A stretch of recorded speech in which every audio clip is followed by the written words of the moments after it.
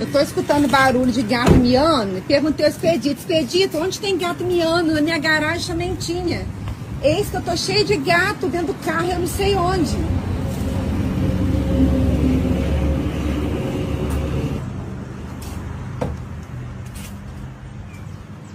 No meu carro já teve abelha que fez mel. Agora tem que procurar onde é que tem gato.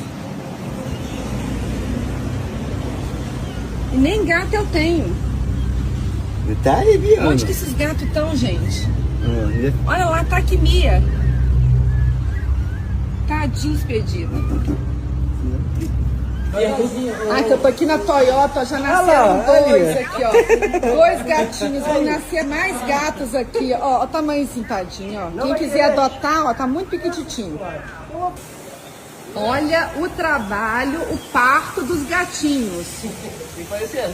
Olha lá, mais um nasceu aqui, ó, mais um, nasceu o terceiro. Cesárea? Cesárea.